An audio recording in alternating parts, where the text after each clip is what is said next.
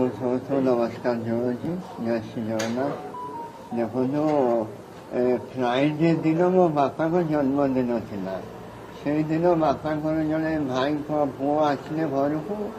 ବାପାଙ୍କ ସାଙ୍ଗେ ଯୁକ୍ତିତର୍କ କଲେ, ଆଉ ଟିକେ ଅଧିକା ବଡ଼ ପାଟିରେ କଥାବାର୍ତ୍ତା କରିବାରୁ ମୁଁ ତାଙ୍କୁ କହିଲି ଏମିତି କଥାବାର୍ତ୍ତା କରନ୍ତୁନି।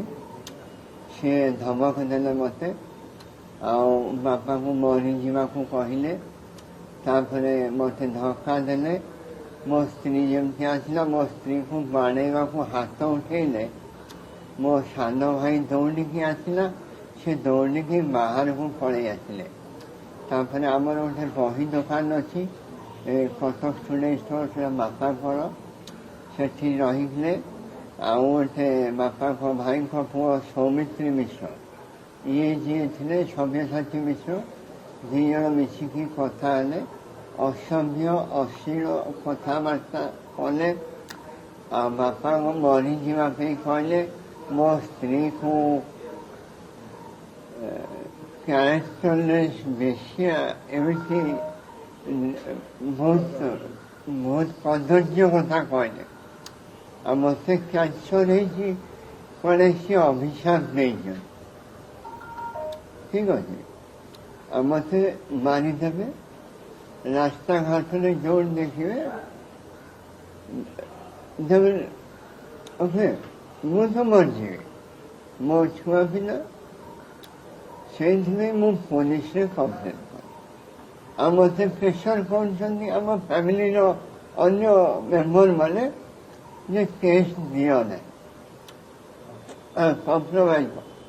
8 ଥର ମୁଁ ଆଗରୁ ଏଫଆଇଆର ଦେଇଛି ମୋ ସାନ ଭାଇ ଥ୍ରୁରେ।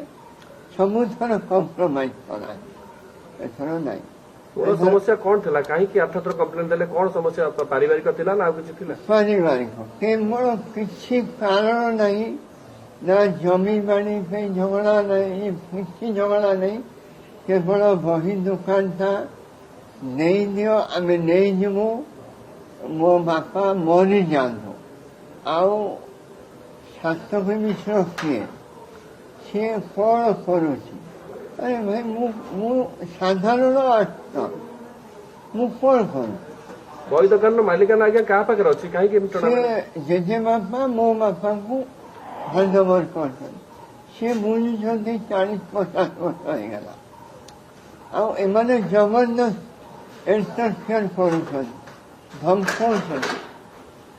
ଆଉ ମୁଁ ତା ଦେହରେ କଣ? ମୁଁ କିଛି ନୁହଁ। ଡିସିପି କଣ କହିଲେ? ଡିସିପି ସାର୍ କହିଲେ ଆକ୍ସନ ନିଆହବ। ଯେହେତୁ ଅଶ୍ଳୀଳ କଥା କହିଛନ୍ତି, ମହିଳାଙ୍କୁ ନେଇକି ଆଉ ଆପଣଙ୍କୁ ମାରିଦେବାକୁ ଧମକ ଦେଇଛନ୍ତି, ତେଣୁ ସିରିୟସଲି ଆକ୍ସନ ନିଆଯିବ।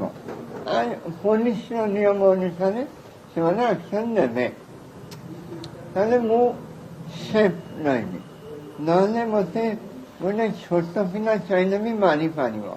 କାହିଁକିନା ମୋ ପାଖରେ ବଳ ନାହିଁ, ମୋ ପାଖରେ ସକ୍ଷମତା ନାହିଁ।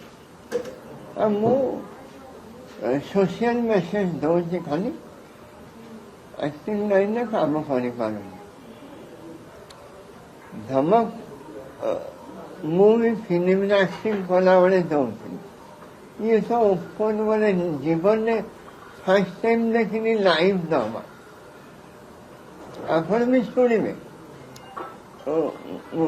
ସିସିଟିଭିରେ ରେକର୍ଡ ଅଛି। ଦେଖାଯାଉ ଭଗବାନଙ୍କର କଣ ଇଚ୍ଛା। ସେମାନେ ମୋତେ ମାନିବେ କି ଜଗନ୍ନାଥ ତାଙ୍କୁ, ସେ କଥା ଭଗବାନ ବୁଝିବେ, ଆମ ପୋଲିସ ପ୍ରଶାସନ ବୁଝିବ। ମୁଁ ନିବେଦନ କରିବି ନ୍ୟାୟ ହଉ।